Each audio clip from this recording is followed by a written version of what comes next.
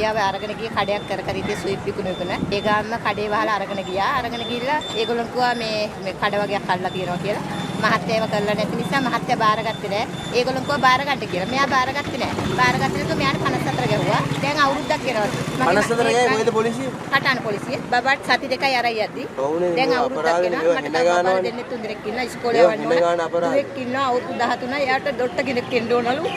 ඒක නිසා මම මහපාරේ ඇවිදලා හිටන් ස්විප් විකුණලා දරුවට උගන්වන්න තමයි උත්සාහ කරන්නේ. දැන් අපේ මහත්තයා ඇත්තටම කුඩු බිව්වා කරා. දැන් ඒ ඔක්කොම නතර කරලා තමයි දැන් කඩේ කරගෙන හිටියේ. දරුවට උගන්වන්න තමයි මෙයා උත්සාහ දැරුවේ. ඒත් දැන් ඒක අතල්ලා දැන් එයා හිරගෙදර. දැන් මම පාරවල් ගානේ ළමයි තුන් දෙනෙක් තියාගෙන දුව ඩොට්ට කෙනෙක් කරන්න මම දැන් උත්සාහය දරනවා. ඩොට්ට කෙනෙක් වෙයිද නැද්ද කියන එක මම දන්නේ නැහැ. නමුත් මම මේ පාරට වැටලා මගේ දරුවට උගන්වන්න මේ ළමයාත් එක්ක පාරේ ඉඳගෙන දරුවත් එක්ක දැන් සති දෙකෙන් දරුවන්ට කන්න නැහැ පොන්න නැහැ. ඒත් ගෙවල් ගාන මිනිස්සු අහලයි මේ ළමයි අරගෙන යන්නේ. මම මහත්තයා බන්ධනාගාරේ කියන්නද මහත් මොනවා කියන්නද මං කියලා මහත්තයා දාලා ගිහිල්ලා බන්ධනාගාරේ කිව්වොත් අපේ මිනිස්සු අපිට උදව් කරන්නේ නැහැ. ඒක අදිටින් පොලිසියෙන් දැන් අල්ලන් ගිහිල්ලා නිකන් ඇහුවද දැන් උඹලා කනවද බොනවද කියලා ලිකවුවත් දැන් අවුරුද්දක් වෙනවා. තව වෙනතුරු ඇහුවේ නැහැ. උඹලා කෑවද උඹලගේ දරුවෝ කෑවද කියලා ඇහුවේ නැහැ. තව වෙනතුරු කෑ ගහලා බෝධිය ළඟට වෙලා අඬනවා අපිට කියන්න කෙනෙක් නැහැ. අපි පාරවල් ගානේ හිටද්දි අපේ මිනිස්සු අහන්නේ ඇයි මොනාටද ඉන්නේ දරුවෝ තියානේ ඒගොල්ලෝ හිතේ අපි දරුවන්ගේ හිඟා කනවා කියලා නෑ.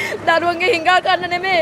අර දරුවට උගන්වන්න නිසා අද පාරේ වැටලා ඉන්නේ. ඉනේ දරුවෝ නැත්තම් මට ගාමට එකට යන්න පුළුවන්. දැන් අපි අවුරුද්දක් කියද්දි මහත්තයලා හිතන අපි කොහොමද කන්නේ කියලා නිකන් පොලිසිය මහත්තයලා දන්නවා.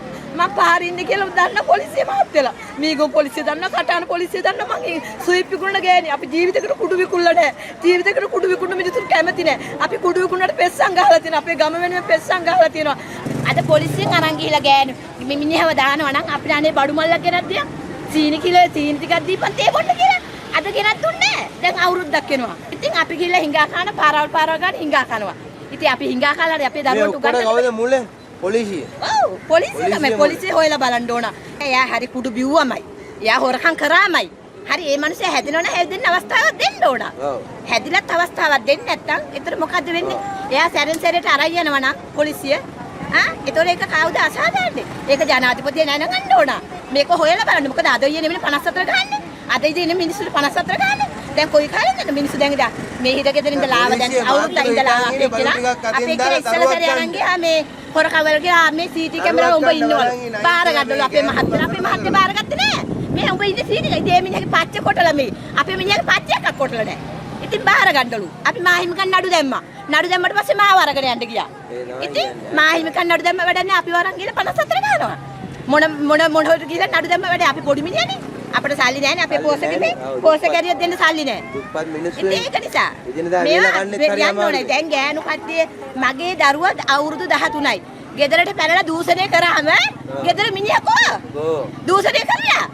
ඉතින් මම පොලිසිය යනවා. පොලිසියට පුළුවන් මේ දේ හදලා දෙන්න. කොහෙන්ද හදන්නේ? දූෂණය කරලා ඉවරයි. ඇත්ත. මේ ඉස්සරහට යන්නේ. ඒතර මගේ දරුවෝ කොහොමද මම දොස්තර කෙනෙක් කරන්නේ? ගෙදර මිනිස්සයා හිර ගෙදරනේ. ඉතින් 14 පස්සේ ගෙදර පැනලා දූෂණය කරනවා. මේ මම මේ ළමයාට දැන් ඉන්නේ මොකද්ද? මේක දාන්න මාත් යවන්න ඉස්සරහට. මම යවන්න ඉන්නේ කොහෙද? මගේ ළමයා දොස්තර කෙනෙක් කරන්න.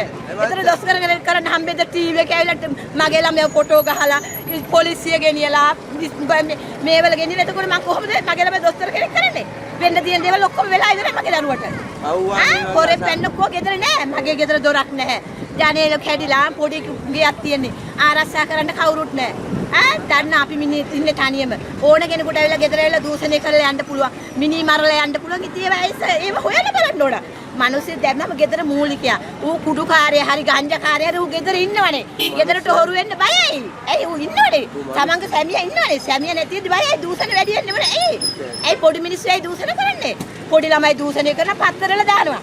ඉතින් ඒක පත්තරේ දාලා හරිද ඒකට පියාමාර්ගයක් ගන්න ඕන.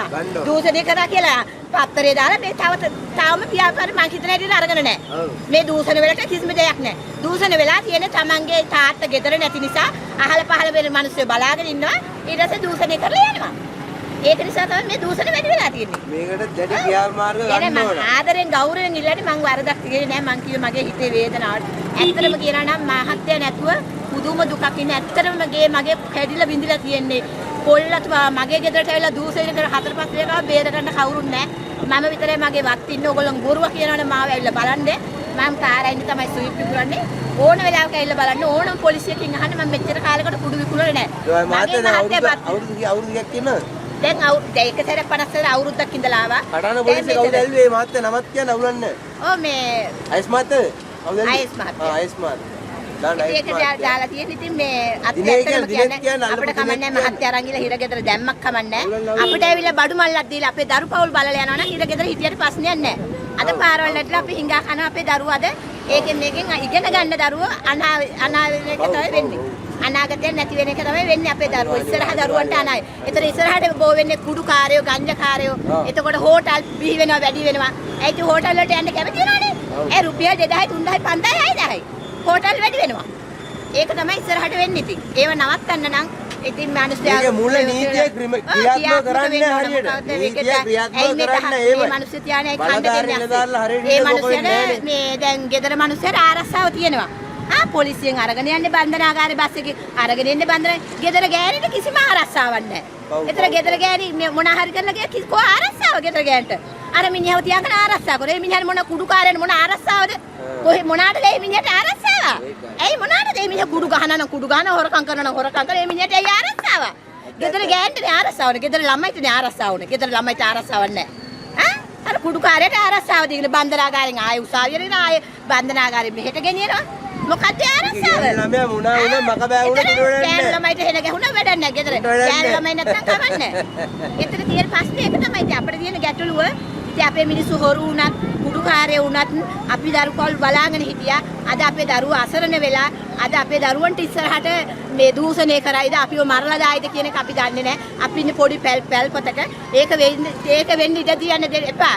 මොකද මගේ දරුවා අවුරුදු 13ක් අවුරුදු 5 ඉඳන් කැමති දොස්තර කෙනෙක් වෙන්න. එක්කෙනෙක් මම මහාන කරලා ඉන්නේ. යාට මහාන වෙන්න කැමති කිව්වා මහාන කරා.